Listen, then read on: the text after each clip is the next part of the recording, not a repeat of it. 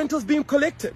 This was an actual building that somebody through an NGO owned, and then thereafterwards pretended as though it's hijacked, and they were collecting rentals. Now, when we did the calculations ourselves, the rentals were about 300,000 rand being collected every month in cash. Because these guys would send in people with guns to collect rent from people that lived in there. And there's over 100 buildings in Johannesburg where this happens. Now the media is going to act like nothing's wrong. The people are saying, you know what, it's foreigners, etc., etc. We know that there's a syndicate working. We know that political parties in the city of Johannesburg are allocating buildings to themselves through NGOs, making profit. In one of the buildings, 5 million rand is collected in cash every single month. And the reason they all blame is to say, no, these NGOs take the people to court and they actually force people, the city can't do anything, our hands are tied. Of course they do that. They're collecting funds every single month. I don't understand why the media is not asking the people that are actually involved to find out what's going on. So there's a whole lot of corruption, and we need to open up our minds and actually see it for what it is. Yes, you heard that right. Up to 5 million rand per month is being collected by gangs from these so-called hijacked buildings. Most of the tenants in these buildings are illegal foreigners, and if anyone tries to evict them, the NGOs take the individuals to court, stalling the process. And if one persists past this, killers are hired to take them out, just like the DJ Warris case. I want to open a company and bank account. I can do that for you. What assets do you have? None. It's a non-profit organization. You do have money, don't you? I have 1,000 rand. It costs 2,000 rands to register at Company's House, and you have to pay me for my time. Okay. Okay, I'll do it for you, but you have to pay me by Monday next week, otherwise my boss will kill me. Thank you. I'll see you next week. Do you have a name? Yes. The Hillbrow People's Housing Trust. The building has been allowed to decay while the rent has gone up. Not anymore. Starting tomorrow, things will change. From now on, your rent will be paid directly into the trust. The Housing Trust will in turn negotiate with the landlord and make any and all repairs deemed necessary. With immediate effect, your rent will be cut in half. How do you know my name? We are here to discuss Dan Vista Mansions. Dan Vista Mansions? What do I have to discuss with you? If you'd actually bother to visit the building, I think you'd be aware of the appalling condition it's in. Why don't you mind your own business? It is my business. I'm putting all of you slum landlords How on... slum landlord me? That building was in perfect condition till there were 20 people living in a single You mean flat. 20 black people? Don't pull that race shit. I never said black people. I want to know what you're up to. We, the Hillbrow People's Housing Trust, are collecting rent and holding it in trust until this matter is resolved to our satisfaction. Take my card. When you've decided you are willing to talk, call. Okay. This is purely a civil matter. There's no such thing as theft of fixed assets. The police can't do nothing about it unless the owner gets a court order, and that will take him around a year or even more. And all the time we are collecting rent. Hallelujah, my brother. Have you ever used force to take over a building? I think we've had enough violence here to last a lifetime. I operate within the limits of the law. Then why the smear campaign? It suits them to demonize me. Look at who they are. People who'd like to see blacks back in the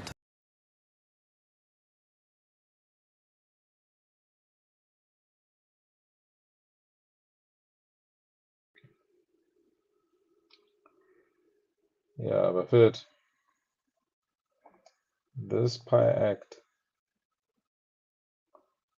very problematic and deliberately put into place to ensure that what's happening right now happens. Nothing happening in your countries is an accident, people. All the chaos, destruction, decay is by design. The moment you can understand and accept that what's happening in your country whatever it may be, is by design. Your country is supposed to collapse. Our countries are supposed to collapse. South Africa is supposed to collapse. This PI Act is nonsense. It has empowered criminals because now people, they're just hijacking buildings and they have to be provided with alternative accommodation before you can kick them out. And anyway, before you can kick them out, you have to get eviction orders and go through the courts, which takes time to process. And all this time they're collecting rent illegally. Now, DJ Waras was in the thick of this syndicate trying to eradicate it. He had 5 protection orders because people were threatening his life when he was solving problems. And what happened? They put a price on his head and ended this man's life. What has been sad is seeing people just making content about DJ Waras, using his face for thumbnails, using his name in the algorithm. I mean, it's sick. It's disgusting. I've been holding back from making any content or any comments because I've just been watching us. During a time when the family was mourning, before he was even buried, people were posting videos, providing commentary, using his name in the algorithm to basically generate money for themselves, forgetting this is a real human life. This is a real family, real children that are affected by what's going on. I've been very disappointed in South Africa. I've been very disappointed in South Africans because what you guys have shown me is that you will do anything for money. And that's actually very scary. It's scary because that is not who we are. I don't know us to be those types of people who will go to any extreme for a paycheck. It's been disappointing to watch our morals really go down the drain like Nigerians, doing anything for money. Waris's family deserve to be respected, and Waris himself deserved to be respected enough, particularly by his friends, to not use this as an opportunity for content creation. Politicians, yes, we expect them to do what they do. We expect them to use the death of DJ Waris to campaign. Of course, that's what they do. That one we can't say we didn't see coming. We saw it coming.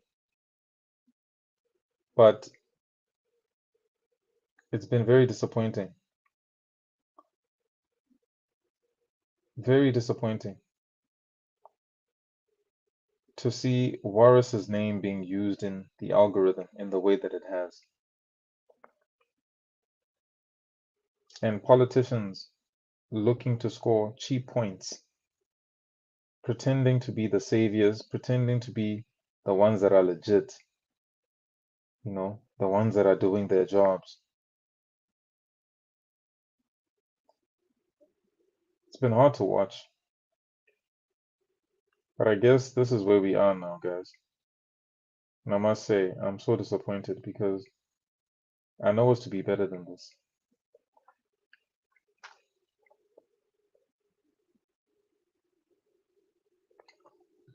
Particularly the irony of seeing the EFF being at the forefront of trying to solve this problem of hijacked buildings, knowing full well that it was Julius Malema himself that invited foreigners to come into the country illegally.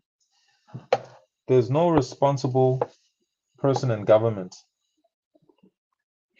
that can be taken seriously for inviting foreigners to come into the country illegally and claiming that South Africa is their home. And then his only solution to illegal immigration is, oh, let's process them. How can you process criminals? They've already broken the law once. Now you're inviting them to come into the country knowing that they've got criminal tendencies. You're threatening our security. And the same person lives in a gated community with private security, 24-hour private security. But we're being told that we must live with people that are undocumented, who have not been tracked. We have no idea about their background, their history, what they're capable of, what they've done before. And we're just saying process them and give them South African ads, let them become citizens. This is how politicians are winning cheap votes, by using desperate foreigners, destitute foreigners, who come into the country and accept below minimum wage because they don't understand the historical context of the fights that we've been involved in, to get our people to a point where they can receive dignified salaries. Foreigners are coming into the country and setting us back, and it's being enabled by these politicians. So it's been sad to watch content creation from Waris's death.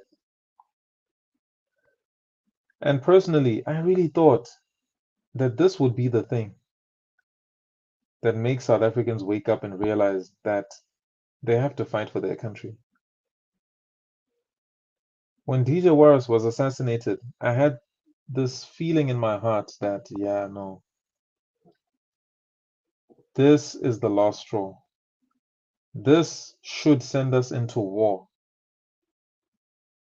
But all you guys did was respond by making content and putting DJ Waris's name in the algorithm so that you guys could generate money from this tragedy. I held back. I didn't want to say anything because I was watching all of this play out. And I was so disappointed. Because the response South Africans were supposed to have was not the one they demonstrated. Instead, there was outrage for 1 week, politicians raising their profiles, using his death, talking about, oh, no nonsense, now this is it. Now we're going to enforce the law. Raising their profiles, doing interviews, becoming famous. Content creators using his face on every thumbnail, using his name in the algorithm.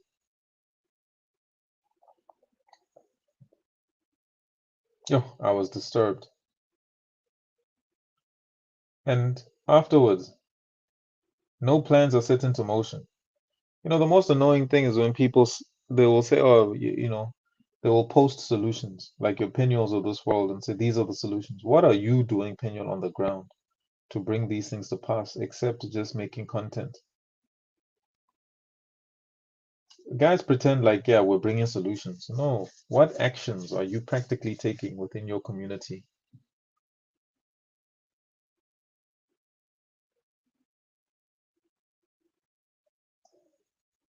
So, the state of the world and the state of our country says a lot about our morals and our tolerance for corruption and overall just nonsense from the government.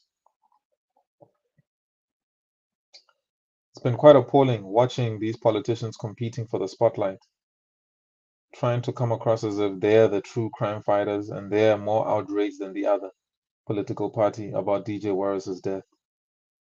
But overall, nothing has changed in the country. Nothing has shifted. Everybody's just going on with their lives as usual, as if the tragedy that happened just a week ago didn't actually take place. What will it take, South Africa, for you to respond and realize it cannot be business as usual? We can't just be doing the 9 to 5 thing anymore, Buffett. We can't go on like this. This country, and I'm not talking about signing a petition or doing another march. No, we need decisive action. These marches are not producing any results. They're not. These petitions are not producing. We keep signing petitions and sending them to government. They're just doing all of these things to pacify us, just to bring our tempers down so that corruption can continue and so that we can feel like we are part of some type of movement and we're making a difference, while we continue to be these lab rats going around this hamster wheel, doing what we're told, doing the 9 to 5, being a part of this failed economic system that was designed to entrap us and imprison us. How long will you keep going along with this script before you do something?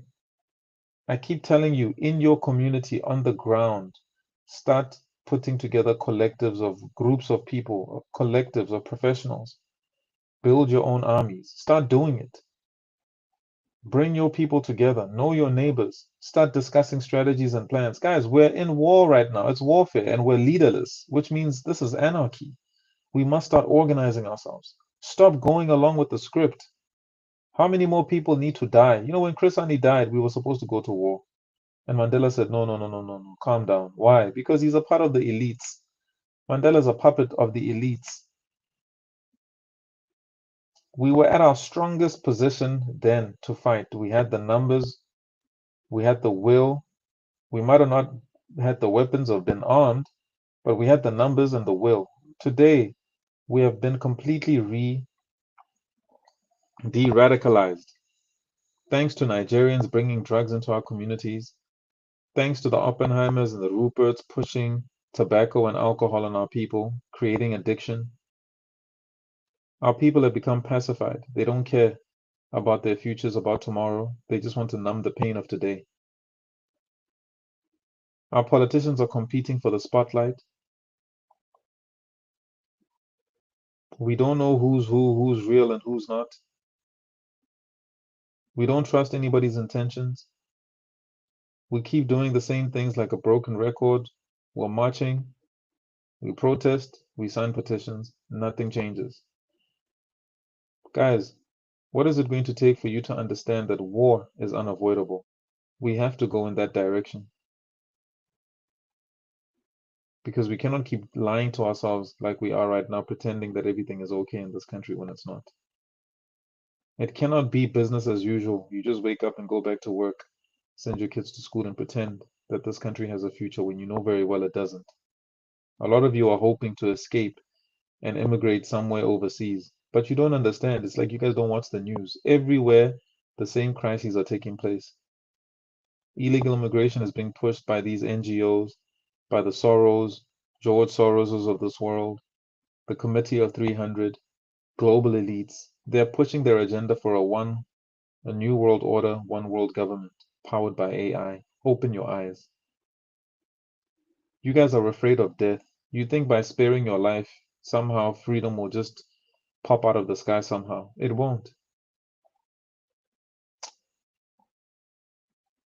DJ Waras was approached by a company, was approached by the lawyers who were managing the building on behalf of the owner. He started around March. So the owner saw that the rent payment decreased drastically. There are about 250 odd tenants that are staying there. So 50% of them were paying and then the rest were not. So they had a committee there that was collecting money on behalf of whatever. So Warwick's company called Imperium was sort of approached by these lawyers to secure the building and ensure that maintenance is done, ensure that the tenants pay. So, but Warren has been. Suddenly, some weird things are happening with my stream. Very weird things are happening with this stream.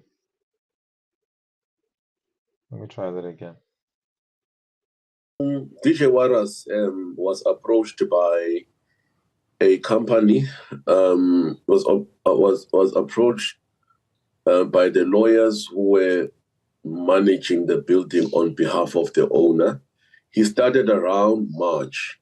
So the owner saw that the rent payment decreased drastically. There are about 250 odd tenants that are staying there. So 50% of them were paying and then the rest were not.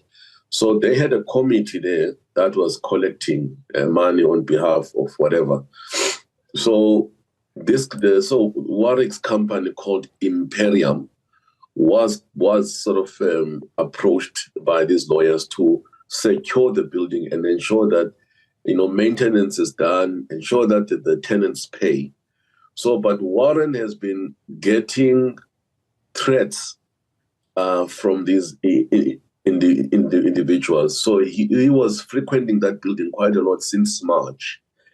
And he's been always going to that building with a guy called Innocent. We've been looking for him yesterday with the JMPD TRU. So if he's listening to me right now, can you please contact JMPD, because we need to get more information from him. But on this particular day, Warren made a call to him. That's what I'm getting from the lawyers, that he's going to the building, but Innocent was not around. So he told Warren that he is going to go to Zambezi building and show another company, because they were planning to put in biometrics to really control the in and out, the access control of the people in the building. And so he went there with this company to go and had a look, just to do an oversight. So while he parked, then he was approached by these three guns that we've seen them on the CCTV, and he was shot. So we believe that this was a hit. Normally, in the modus operandi in this kind of scenarios is that, you see, Warren was doing the noble thing of securing the building and show people they pay. But the hijackers, they see that as stopping the income that will be coming to them. So, and also remember, he had protection orders to 5 people who are known to us. I've got that protection order. I got it from the lawyers. So we believe that he was a price was put on his head because of the work that he was doing, trying to reclaim that building on behalf of the owner. So we've got that information. We're looking for Innocent right now. The bad buildings in the city, we can clean them up. We can, there are eviction orders, quite a lot of them, both in the privately owned buildings and also in the publicly owned, the buildings there. But the issue that we're having is just the shortages of alternative accommodation, because according to the Prevention of Illegal Eviction, is that any person that we take out of those buildings, we must give them alternative accommodation. So that is a debate where it is at right now. Right. There has been some concerns from Action SA, particularly directed at yourself, Dr. Chwaku, saying that this is all pretense and that somehow there is an involvement on your side. Do you know about this, and what do you have to say about it? Look, I'm not sure what the guys of the Action SA are actually on about. They've never contacted me. I've got colleagues in council and all of that. There are allegations that I'm negotiating with the criminals, which is not true. What I'm saying is that the issue is that we don't have any alternative. Look, the bad buildings in the city, we can clean them up. We can, there are eviction orders, quite a lot of them, both in the privately owned buildings and also in the publicly owned, the buildings there. But the issue that we're having is just the shortages of alternative accommodation, because according to the Prevention of Illegal Eviction, is that any person that we take out of those buildings, we must give them alternative accommodation. So that is a debate where it is at right now. Right. There has been some concerns from Action SA, particularly directed at yourself, Dr. Chwaku, saying that this is all pretense and that somehow there is an involvement on your side. Do you know about this, and what do you have to say about it?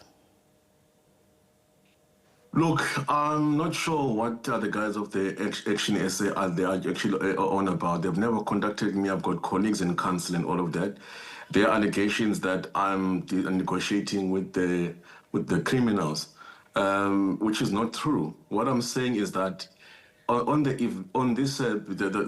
issue is that we don't have any alternative accommodation. And I don't believe that there was any leadership that has engaged the tenants in these, the buildings. We're always going there with an operation. We're going there to, we go there and lash out and kick doors and everything, think that people are tenants. So when I was doing my oversights, some of the tenants actually stopped me and said to me, MMC, can you please like listen to us? And then I listened. They say that we don't understand why you always coming here with guns and everything like that. We come in peace. We're not hijackers. We've been staying there for almost like, 20 years to 30 years. Yeah. And we've been approaching the city. We wanted to pay rates, but we cannot find the owner. The owner disappeared over 20 years ago, and there'll be individuals coming into this building claiming that they are the owners. We give them the money, only to find out they are not paying any rates into the city. So they said that they've been coming to us, and I said, okay. Then I said to myself, like, is it possible? I was actually exploring that kind of an idea. Is it possible that we can get everyone else in this building, have a meeting in all of them, Yeah. and ask them, are you able to pay rent? Is there a way that as a city we're able to really refurbish this building and ensure that we've got an account where these people can pay, so that we don't have a building that is standing out there with no service at all? So that was my angle, so that we can avert this thing of really alternative accommodation. I can tell you now, a backlog of housing is quite a lot. So that was the idea, over and above all the other ideas of arresting criminals, Yeah. hijackers, and all of that, is to say, what do we do right now at the meantime, instead of really can we engage this occupant?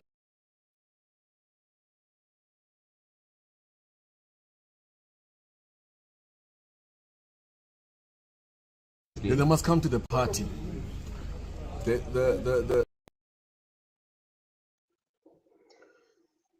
Just to touch on that,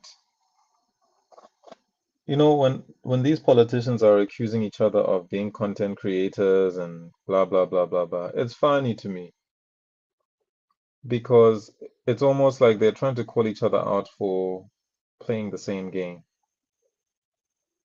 Yeah, they turn cameras on to show us, hey, we're evicting, we're doing this, we're arresting. As soon as the cameras come off, those same people that they put in the police van are released. They take their bribes, go on with their day. A lot of these guys know that the problem is a systematic one, and they're just there to fill the position without actually having any real impact. So they turn the cameras on like Dada Morero when it was G20. He was doing building, hijacking evictions, and as soon as G20 ended, he's now finished doing all of those things. Joburg is in deep trouble, and we have politicians that are too busy being content creators to try to pacify the public instead of releasing the military on these people. Forget about the stupid PI Act. I don't understand these laws that are literally decaying and destroying our metros, and we're watching it happen because, oh no, we must respect the law. This is stupid. It's retarded, people. It is stupid. And the fact that we need what, 75 or 70% of a party to get votes in order for us to amend the constitution is also stupid, because that's impossible. It's never going to happen. We got new political parties that are being formed every single day, and there's no restrictions on how many parties are allowed to be formed, which means the votes will forever be fragmented, and we'll never get to a point where we have that much of a majority, because they keep allowing more immigrants into the country with cultures that are not compatible with our culture, to fragment the votes even more, to ensure that we never get to a place where we can amend the constitution, because the constitution was not meant to be amended. It was written to destroy the country. The Freedom Charter, written to destroy the country, to bring it to its knees, so that when they present their actual tyrannical solution, quote unquote solution, people will be ready to accept it. And what will that solution be? One world government, new world order, new world economy. That's why they have to amalgamate all the continents first. Asia must unite, Africa must unite, and then countries must be collapsed, cultures must be absorbed and collapsed into continental identities, and then from continental identities, it'll be easier to centralize power and create a global one world order. You get it? That's what's actually going on. So watching these politicians playing,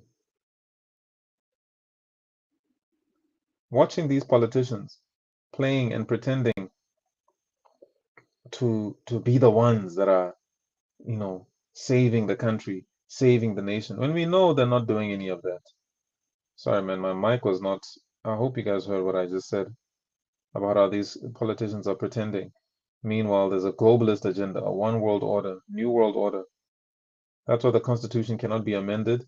That's why we've got the Stupid Pie Act. We've got all these laws that are designed to keep the country from progressing, to stop the country from progressing, because the plan all along has always been to collapse the country so that this new world order can be created. They've got to amalgamate all the different continents. So Asians must unite, Africans must unite, countries must collapse, cultural identities must collapse to give way to these continental identities. And that way power can easily be centralized and controlled to create the new world order, one world government, one world currency, one world belief system. That's all that's going on.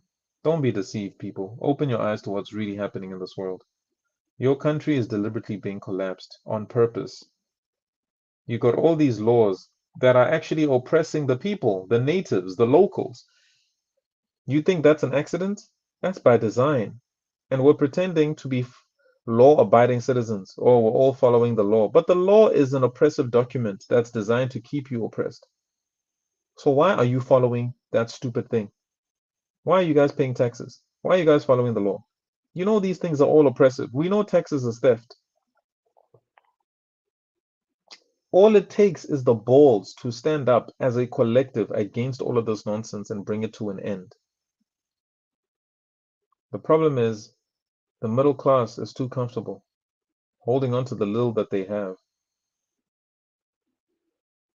And the lower class doesn't have enough information to understand what's actually going on in the world.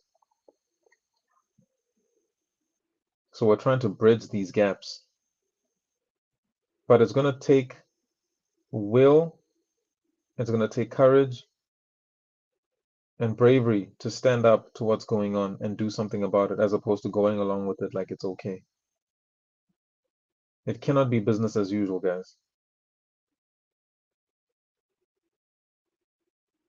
Minister of Home Affairs, DG Umakonde, I know him, he's a very good guy. And this is what annoys me even more. These guys pretend to be these superheroes that are enforcing the law, and then they also, at the same time, make excuses about how, oh, this is beyond my jurisdiction. It's just bureaucracy. And bureaucracy is the politician's way of making sure nothing gets done, that no changes are actually taking place or can actually take place. Because, oh no, it's not my department, it's that other person's department and they're not doing their jobs. You go to that person, they tell you, oh no, that's not my department, it's that other person's department. This is why you need to have some type of dictatorship with a benevolent leader who makes decisions and things get done. Because democracy is designed to make sure that nothing changes. Democracy is designed to protect the status quo and keep the people oppressed. You have to go through a million channels. And all it takes is for one person to not do their job or to not sign a document to hold up everything, to hold up all the progress. That's deliberate. It's by design. It's a system that's designed to ensure that change does not take place. So these same guys that are pretending to be superheroes on the ground making things happen are now making excuses that it's not my job to do this and it's that person's job and they're not doing their jobs. It's politics, guys. The game being played here is called politics. They make you think that they're doing something. You see a lot of activity, cameras are on, lights are on. Nothing is actually changing. The change is going to come from us, the people. It's not going to come from these people here. This message has not actually gone to him. Your people are not doing the work. And with all this nonsense we're seeing here every single time, blaming us in terms of illegal foreigners and all of that. It's them that they're taking their feet. I've asked them a couple of times to come and check on individuals who don't have any document to really process them. They say, no, you come, you must give us a notice, 2-day notice, 3-day notice. They don't even work at night. They don't work on weekends. They don't have tools of trade. So we don't have Home Affairs, man. Where is this Home Affairs you're talking about? Every single time, we're all going to be blamed with all this chaos that is happening here. They don't do their work. Home Affairs is not doing their work at all. None whatsoever. And I'm tired of this nonsense. Because we want them every single time to come to, because we find sometimes people who don't have any document. They must come in and process them. So everyone, they always come and cry to us. But no one goes to Home Affairs. I don't know why. We've been sending requests. Said they're undocumented foreigners that you need to process them and check where they're coming from, and you need to check if, because we don't have those expertise to check if individuals have documentation or not. Yesterday we did that rate, they were not there. So they don't work at night. They don't work, they at 8, it's an 8 to 4, they leave. They don't even have cars. Sometimes we must actually give them cars. They don't have resources. So what they want, and in some of them, I don't think that it's the fault of the workers on the bottom. It's the leadership. They don't have leadership because they don't have cars. They don't get allowances.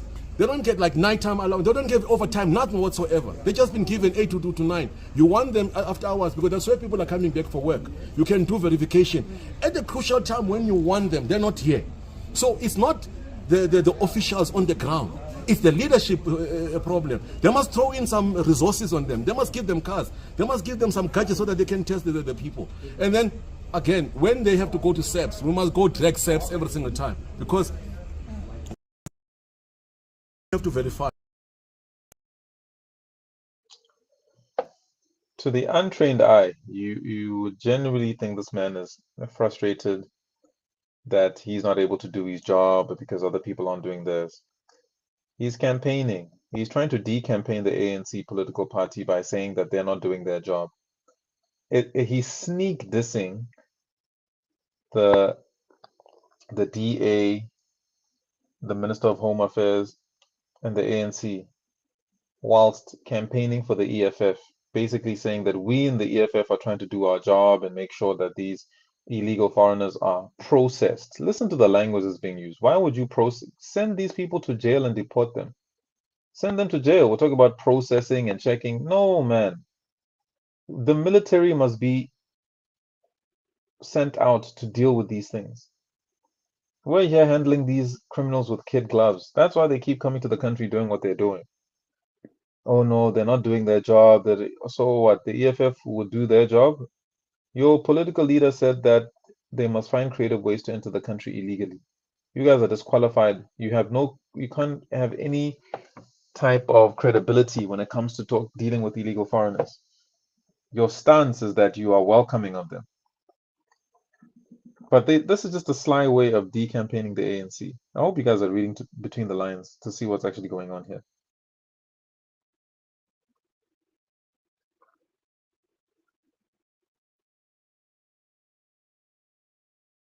These, the undocumented foreigners. You must take them to SEPs. Now SEPs as well, they're overwhelmed. They say, then it's another. Then I have to call and call General Mtombeni.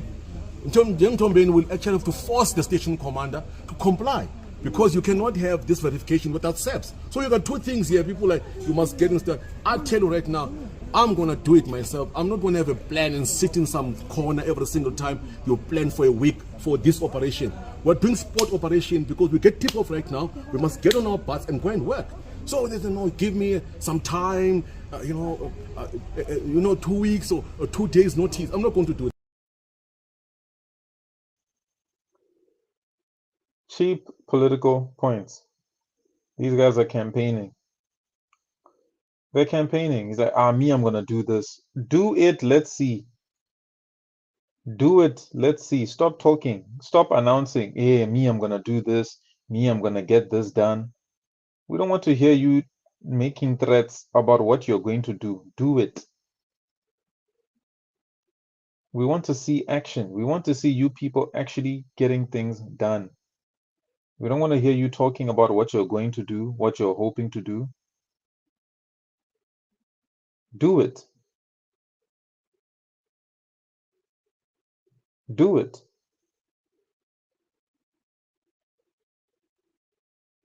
I hope South Africans can stop falling for this nonsense. These cheap tricks. These guys are content creators. And worst of all, they acknowledge the fact that we know that they're creating content, and then they pretend as if, oh no, we're just doing our jobs. We don't care what people are saying and what they think. Really? What do you say to those people that say that this is just content creation and nothing else? I've got nothing to say. Yeah, if they say it's content creation, so it's okay. They've been calling me all the names, but I'm just focusing on my work. All right. Yeah, but they're going to see all the work that we've actually been doing. We've been everywhere. And I even told my other colleagues that, I mean, in terms of the matrix for the festive season, the inspection of the buildings and reclaiming them, it was part of it as well. We've been replanning and also stabilizing BMU. Now the death of Warwick actually sparked some really inside anger with me that this is actually must not be any talk show anymore, because we've been having meetings in the city, we've been having meetings on the provincial establishment of this bad buildings team. That's why in the city there's a bad building strategy. It's there. It's supposed to be adopted in the 2-3rd council before, but there was something that we had to change. There's a committee that is sitting with the COO. So you had to let that committee to do its work. So, but it has been doing its work, and I said to some of my colleagues now that there are other buildings that have been reclaimed, the Moth building and some of the buildings, but those ones, I mean, we don't actually publish them. I think there was some statement that actually came out, but there's a bad building strategy there. It's in force. There are buildings that we are reclaiming. Owners have come forward saying that they are going to provide alternative accommodation. So whether you're saying that I'm doing content creation, it's up to you. But I'm just going to be focusing on my work. The only thing I can say is that anything happens in my city, there'll be crime and all this bad building here, the war is being declared. So that is going to happen here. We're going to be fighting. Yeah, sure. I mean, again, he's talking about it. Yeah, no, we're gonna do this, we're gonna do that, and yeah, this is war, and yeah, you see, bruh, no one that's really at war, really getting things done like that is talking and about, yeah, we're gonna do this, we're gonna stop having meetings. These guys are politicians, they are politicking right now, they are politricking. And I'm devastated, I'm angry. Here's another one, Mr. Abahambe. He was screaming Abahambe here for votes the other day, campaigning. And now he's using the death of DJ Waras now again to say, yeah, we're so angry, we're so angry. Really? You're so angry? Let's go to war. Let's go to war. Stop this political act. Stop pretending. Stop acting. Let's really do it. They won't do it, these people. They just want to sit up there and talk while collecting their fat salaries from our taxes, pretending that they care, pretending that they feel our pain. They don't. I am devastated. I'm angry. I'm very sad. DJ Waras was a true patriot of South Africa. He was passionate about the future of this country. And, you know, we appreciated him.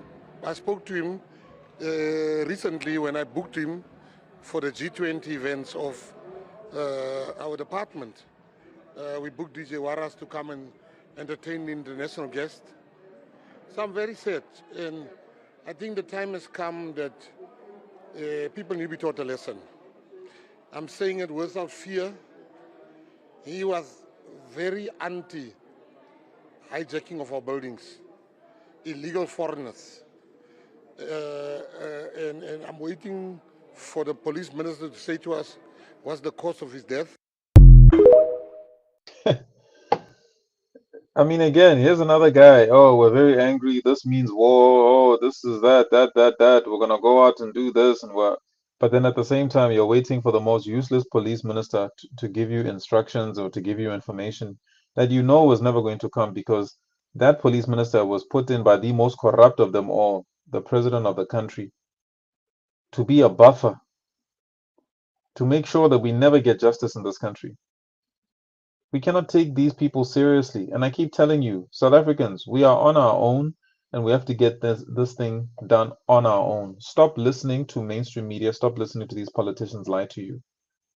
They don't feel our pain. They live in gated communities with private security. They're in on all of these syndicates. Whether it's drugs, human trafficking, hijacked buildings, they're all involved. Stop believing these people. Stop being deceived by them. This is going to take a mammoth task from all of us a huge undertaking where we have to interrupt the status quo. Stop with your 9 to 5. Stop being a part of this system. Collapse it, crash it. You're worried about, oh, I need to feed my family. Maybe that's exactly why they created the system the way they have. And at the end of the day, while you're trying to hustle to put food on the table, your children are going to have no future. You are going to have no future in this country. It's now or never. It's time to act. I told you, speak to the people in your community, start forming groups. That's what I've got for you guys today. This is a very sort of messy video in the sense that it was not well organized. It was difficult to put all of this stuff together because the stream all of a sudden was giving me issues, going on and off, in and out, interruptions with the stream. But hopefully you got the message. This was a longer video than what I usually make, but I hope you stayed through the whole video. If you did, please drop a, what can you drop in the comment section?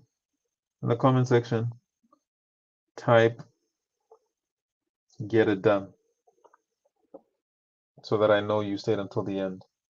Type "get it done" so that I know you stayed until the end. Thank you for watching this video yet again, guys. I appreciate it. So let's stop being content creators. Stop following the path of these politicians who are copying content creators now by posting their own footage of them doing their jobs, so-called. It's lights, cameras, action now. It's all a show, a charade. Content creation is everywhere, from politicians to us, the people on the ground. Some of us are just content creators. We're not doing anything in our communities. Let's stop being content creators and get on the ground and get our hands dirty. Warras was on the ground and they assassinated him for it. That's the price for freedom, Bafet. I'm not saying just put your life in danger or in the firing line. Obviously, we have to be strategic and tactical about what we do, but I'm saying sometimes there are things you can't avoid when you're fighting against crime. And these are the sacrifices that have to be made for our freedom. Don't just be an activist, somebody that signs petitions and does protests. It's time to get armed and ready, because we're at war.